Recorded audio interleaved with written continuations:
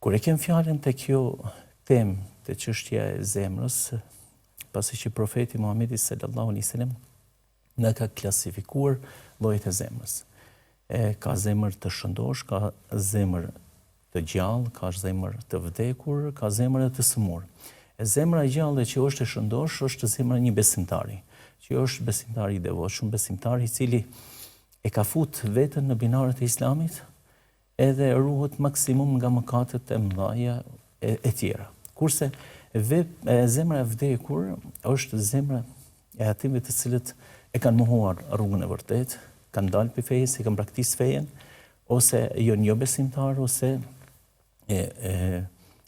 mushrik, në më tonë që janë idhujtar.